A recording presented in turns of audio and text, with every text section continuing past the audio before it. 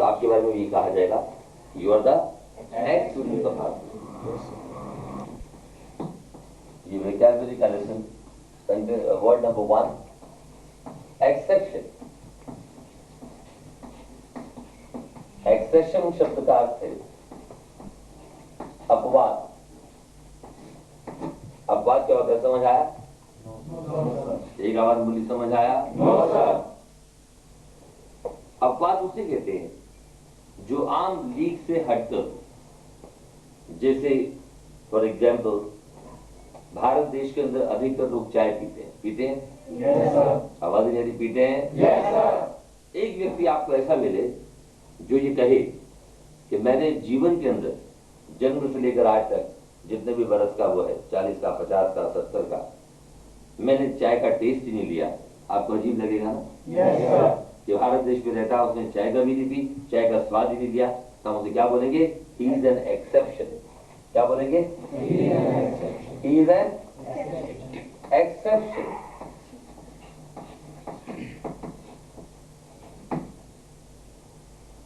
Number 2, he is an exception, वो अपवाद है, वो एक अपवाद है। एंड लगा, ये आपको आगे चलकर आर्टिकल्स पढ़ाएंगे, ए एंड डी, उसमें समझाएंगे कि एंड कहां लगता है, लेकिन स्टेप बाय स्टेप चल रहे हैं, राइट? एडवांस कोर्स की वोकैबुलरी में आपको बीच में ऐड करके नहीं दे रहा। अब वो एक अपवाद है। अब आपने देखा, कई बार हम कहते हैं अब मैं अपने नियम और सिद्धांत के अंदर बड़ा पक्का हूं, आने वाले दिनों में कभी मुझे भारत देश की राजनीति में हिस्सा लेने का मौका मिला तो मैं आपको दिखाऊंगा कि नियम और सिद्धांत किसे कहते हैं।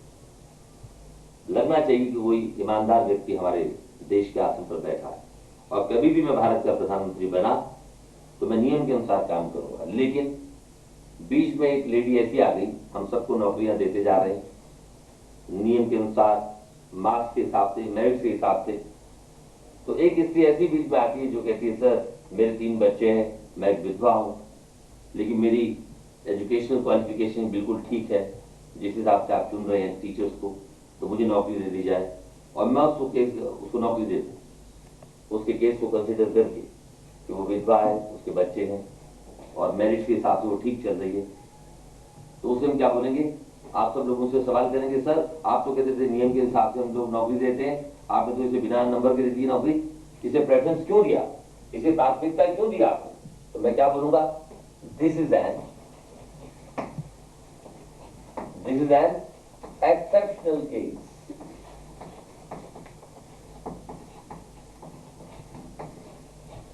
This is an exceptional case, means वो आम लीग से हटकर ये केस है, इसलिए मैंने इस लेडी को नौकरी दी। Is it clear? Yes sir. अब आपने देखा होगा,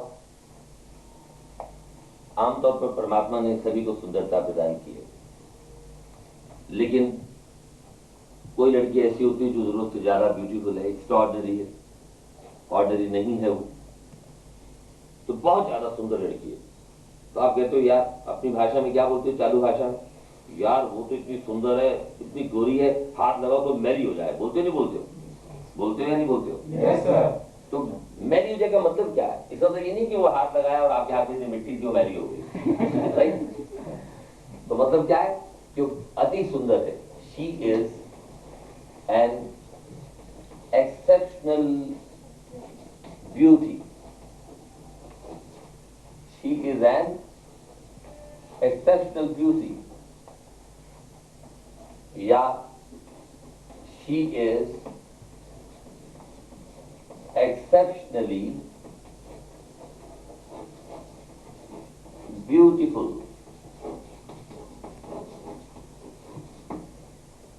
she is exceptionally beautiful, दोनों का अर्थ एक ही है। Is it clear? Yes, sir. मतलब जो आम लीग से हटकर, बता दीजिए, she is an exceptional beauty, she is exceptionally beautiful.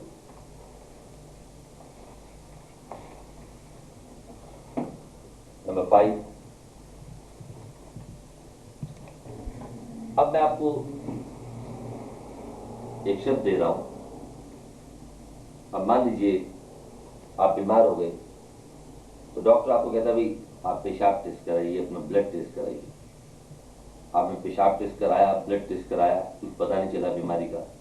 फिर डॉक्टर कहता है अच्छा भी आप अपना मल टेस्ट कराइए। अब मल को हमारे देश में बोलते हैं टट्टी। तो डॉक्टर बोले भी टट्टी टेस्ट करा के अच्छा लगता है? लगता है अच्छा? तो आप क्या बोलेंगे? स्टूल। स्टूल का क्या है? टट्टी या मल।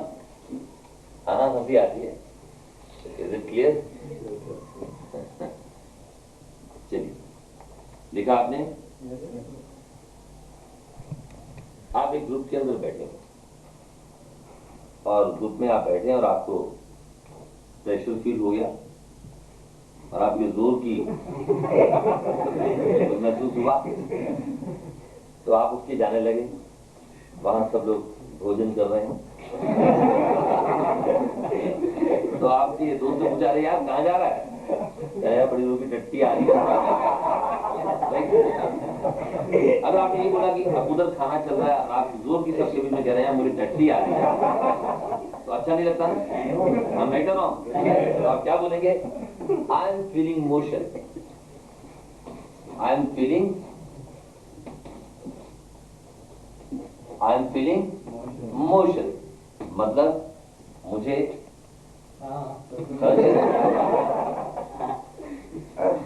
नंबर 7 देखा, आम बच्चों के अंदर हम देखते हैं बड़ी शिकायत मिलती है कि उनको कई ऐसे स्थान पर प्राइवेट पार्ट्स पर पेन होता है।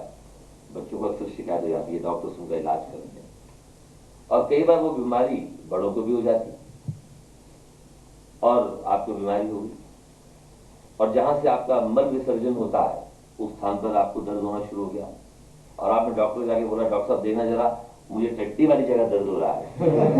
बड़ा बुरा लगता है, हम मैं कर रहा हूं। तो आप क्या बोलेंगे इंग्लिश के अंदर? इसको बोलते हैं रेक्टम।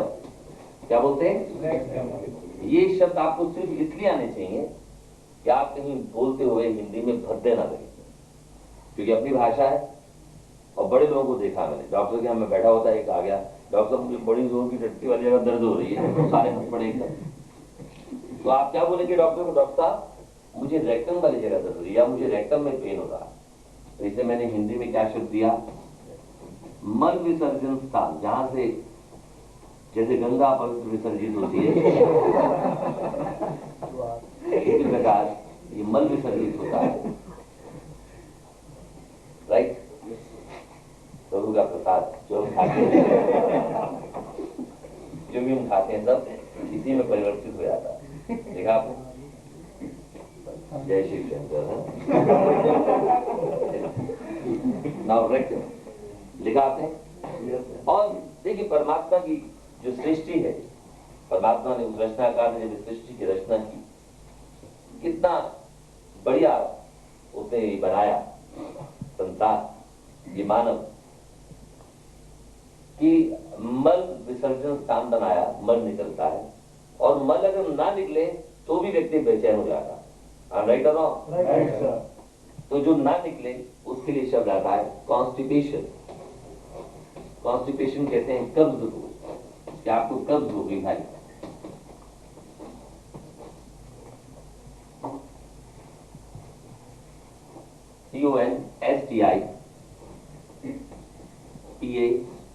CONSTIPATION कॉन्स्टिपेशन कब्ज।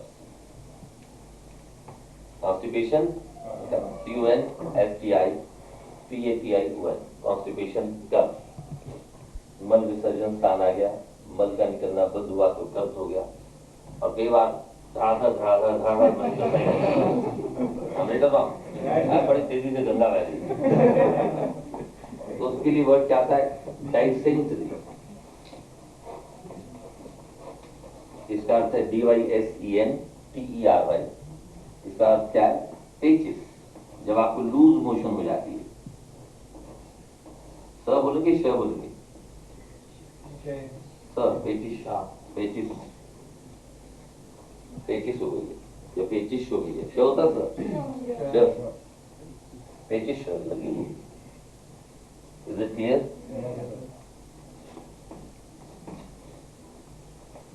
परमात्मा के बनाए हुए नियमों से हम लड़ नहीं सकते। नंबर 10, इंडिया संसार के अंदर सबको एक दिन जाना है, और ये भी जीवन का सत्य है कि सभी व्यक्तियों को चिता पर एक दिन लेटना। आई एम राइट और रॉन्ग? तो चिता की अंग्रेजी परमात्मा के बनाए हुए नियमों में हम दखल नहीं दे सकते। ये उसी का ही नियम है, जो जन्मा है उसके मृत्यु को प्राप्त होना है। फ्यूनरल फायर कहते हैं चिता को, PYRE FUNERAL, funeral fire. Funeral fire का क्या है? चिता। फ्यूनरल फायर चिता, फ्यूनरल फायर चिता। Vocabulary lesson. सेंटेंस नंबर 1 में आपको दे रहा हूं। एक कई बार आपने देखा, आप लोग गेम खेलते हैं, tennis, long tennis. Yes sir. Long tennis में प्लेयर खेल रहे हैं, बीच में नेट होता है, पाला होता है दोनों तरफ। पाले को अंग्रेजी में बोलते हैं कोर्ट, COURT, कोर्ट। क्या बोलते हैं? Court, COURT। अब एक प्लेयर ने बॉल आपके पाले में फेंकी, तो बॉल किसके हाथ में है इस समय? आपके हाथ में। तो आपकी मर्जी, आप बॉल को जैसे मर्जी फेंके, तेज मारें, शॉर्ट मारें, नीचे की ओर मारें, स्लो मारें, या छोड़ दो, उसे जाने दो, आउट हो जाए। Is it clear? Yes sir. Is it clear? Yes sir.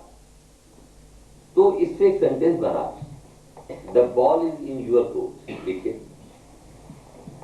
The ball is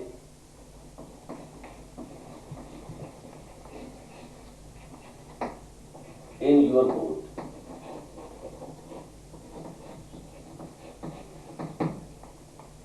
the ball is in your court का मतलब क्या है? कि गेंद आपके पाले में, राइट? Yes sir. तो इसकी हिंदी हमने क्या बना दी? फैसला आपके हाथ में। देखिए,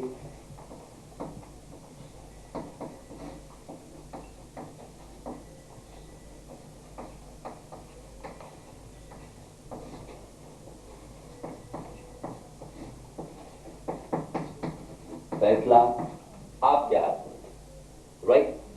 जब भी कभी आपने किसी को कहना हो कि भाई जो करना है आपको नहीं करना, फैसला आपके हाथ में। The ball is in your court. Is it clear? Yes sir. अब लड़की को देखने गए लड़के वाले, पहले लड़की वाले जाते हैं, लड़के को देखते हैं, उन्होंने लड़का पसंद कर लिया। अब लड़के वाले आए लड़की को देखने, तो बॉल किसी कोर्ट में है? लड़के वालों के। हम राइट रहो? Right sir. क्या बोलेंगे? The ball is in the court of boy, for he plays with the ball. Is it clear? Yes sir. तो मतलब क्या हुआ? फैसला आपके हाथ में। अब मजिस्ट्रेट ने पूछा, बता भी तुझे क्या सजा दे? तो अब चोर क्या बोलेगा? Sir, the ball is in your court, फैसला आपके हाथ में। Is it clear? Yes sir. Is it clear? Yes sir. Number 2 लिखिए। अब हम कहते हैं टाइम वंस लॉस्ट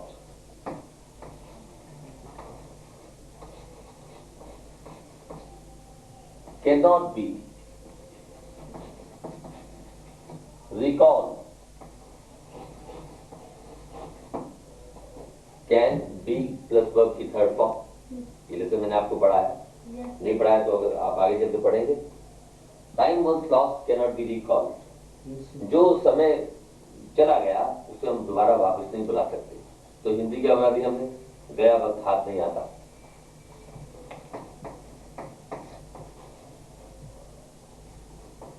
गया वक्त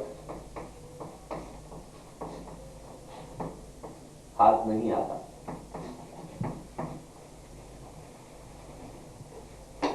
गया वक्त फिर हाथ नहीं आता। फिर लिख लीजिए, गया वक्त फिर हाथ नहीं आता।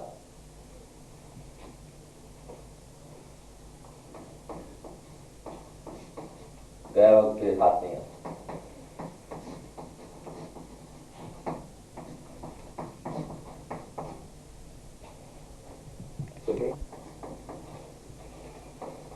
तो स्केयर माने डराना।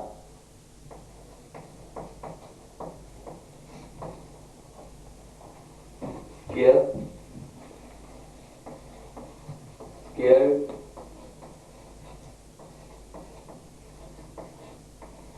स्केयर। मैं उसे डराऊंगा तो क्या आएगा? I scare him.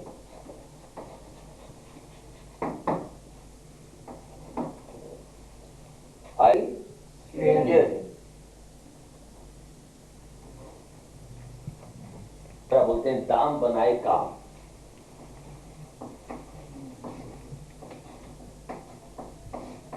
दाम बनाए काम।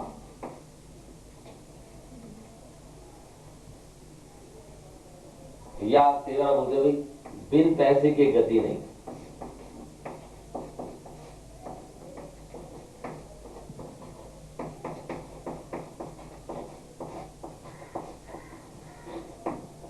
अगर पैसा पास में ना हो तो लोग सम्मान भी नहीं करते। ये जीवन की सच्चाई है। दाम बनाए काम या बिन पैसे की गति नहीं। तो इसके लिए क्या बना? Money makes the mayor go. Mayor कहते हैं घोड़ी को। मनी मेक्स द मेयर गो। आगे चलकर हम आपको एक लेसन पढ़ाएंगे। मेक का एक अलग से लेसन है जो आपको पढ़ाया जाएगा। मैं हंसता हूं आई लाभ, मैं हंसवाता हूं आई मेक लाभ, तो वो आपको बाद में पढ़ाया जाएगा। तो फिलहाल ये लिख लीजिए, मनी मेक्स द मेयर गो। अभी कहां से चला? किसी की घोड़ी भूखी होगी इंग्लैंड के अंदर, किसी ने उसने चारा वारा देने से मना कर दिया होगा, उसने कहा होगा भैया दाम ला तब तेरी घोड़ी को मैं चारा दूंगा। अब घोड़ी को चारा नहीं मिला बिना पैसे के, तो वहां से बन गया होगा money makes the mayor go. I am right और रॉन्ग? चलिए नेक्स्ट नंबर 5। सेनाएं लड़ती हैं। कई सैनिक जो है मर जाते हैं, कई जीवित रहते हैं। जिनको गोली लगती है उनको चेक किया जाता है, तो आप वो कहते हैं अरे ये जीवित है, ये जीवित है, ही इज अलाइव, यह जीवित है।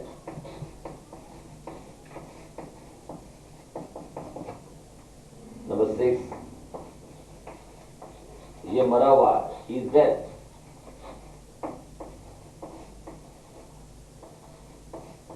मरा हुआ है या मर गया है?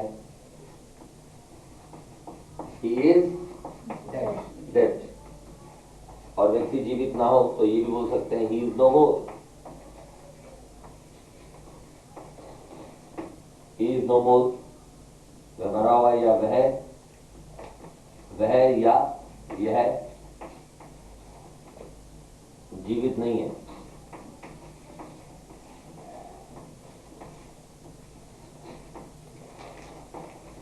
क्या लिखेंगे? इंग्लिश क्या बोलेंगे?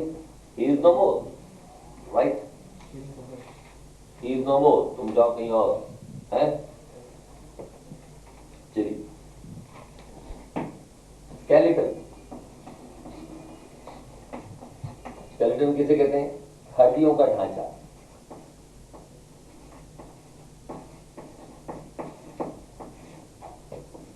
कोई व्यक्ति बहुत कमजोर हो तब उसके बारे में ये कहते हैं यार ये तो हड्डियों का ढांचा है, he is a skeleton। He is a skeleton।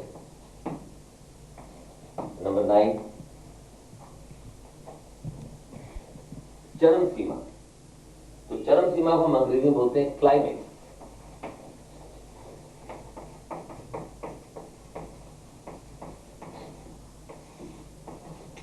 हर चीज की चरम सीमा होती है।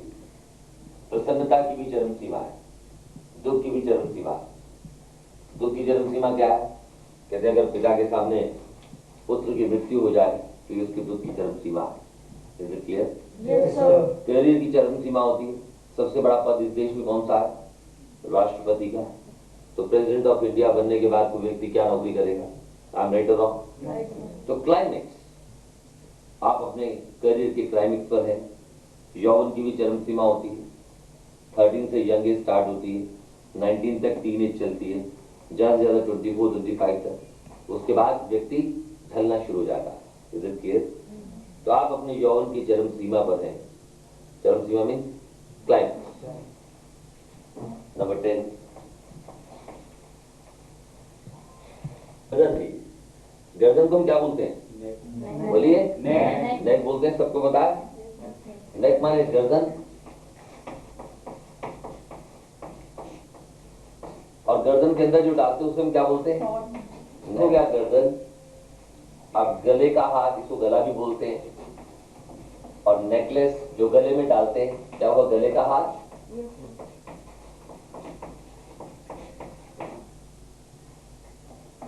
गले के अंदर के हिस्से को हम बोलते हैं throat, THROAT।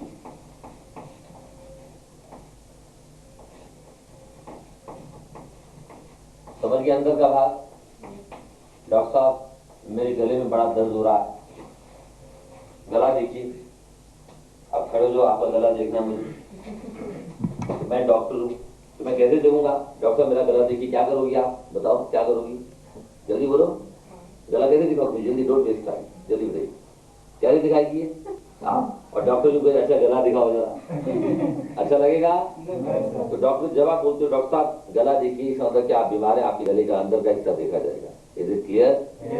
Is it clear?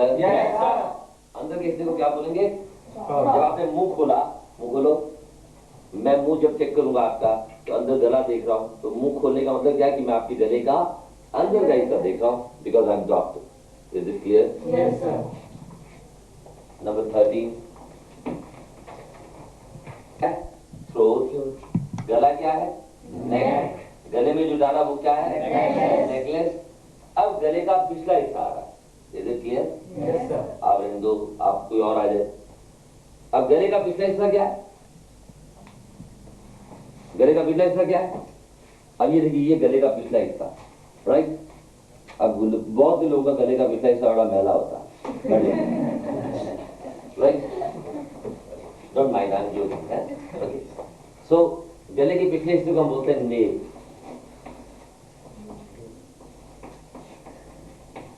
गले का पिछला भाग,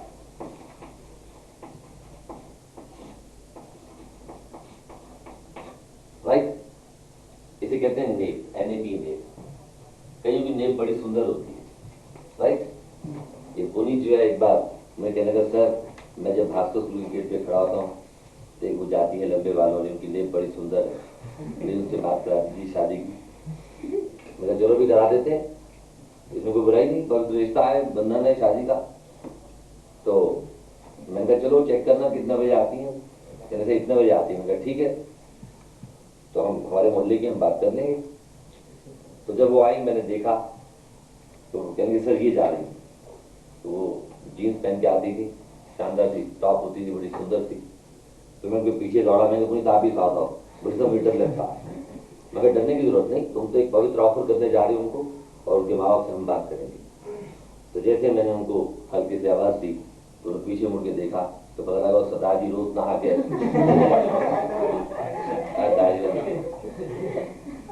बड़ा शर्मिंदा हुआ पुनीत, राइट? तो पुनीत को क्या पसंद आ गई सरदार जी की? नेव पसंद आ गई। Is it clear? नंबर 40, तो शादी की बात नहीं हो सकी बेचारी, और तभी तो बड़ा दुखी मिलता है। नंबर 40, अब कहते हैं झपकी। अगर आपने इसमें से ई हटा दिया तो ये बन जाएगा झपकी। यार मैं एक झपकी ले लूं, let me have an app, it's okay? Yes, sir. Is it okay? Number 15,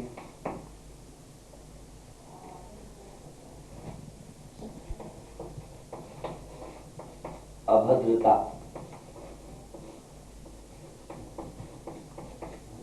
number 16, indecent behavior।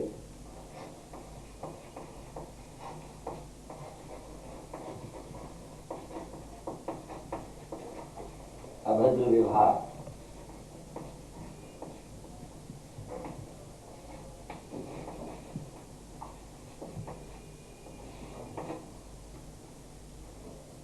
बता दीजिए।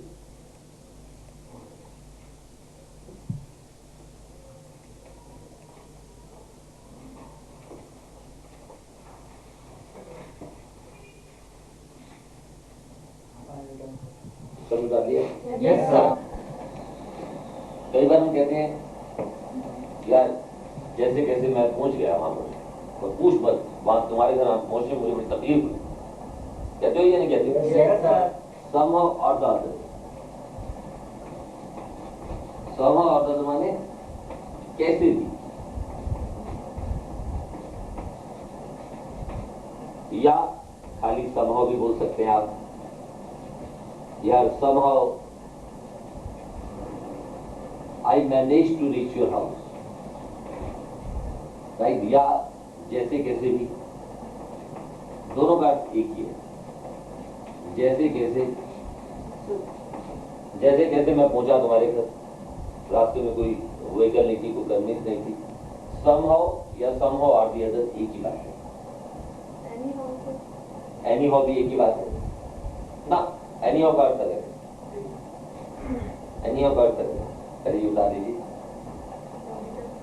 you return, Yes, sir. No, sir.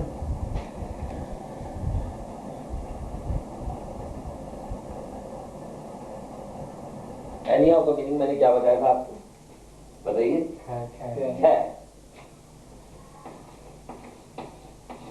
है, कोई बात नहीं, anyhow it doesn't matter, देख लूंगा मैं जो होगा, like this।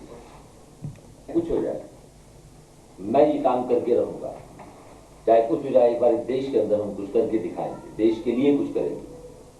अपने लिए तो हर आदमी करता है, तो चाहे कुछ हो जाए, मैं अंग्रेजी का वक्ता बन के दिखाऊंगा। इसकी अंग्रेजी क्या होगी? Come what may. नंबर 20,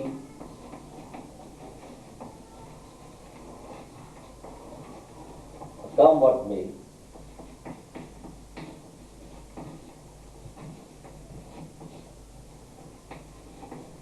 चाहे कुछ हो जाए, मैं इंग्लिश का स्पीकर बन के रहूंगा। चाहे कुछ हो जाए, मैं फर्स्ट प्राइज लेके दिखाऊंगा। It goes like this. Thank you. Come what may, I get the first prize. Come what may, I get the first prize.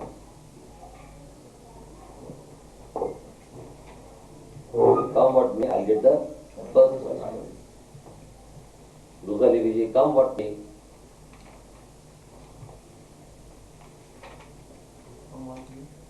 come what may, I'll become the fluent speaker of English language. Come what may, I will become the fluent speaker, FLUENT. I'll become, I will को short में I बोलते हैं। Come what may, I will become the speaker of, the fluent speaker. Come what may, I will become the fluent, FLUENT, FLUENT, I'll become the fluent speaker of English language.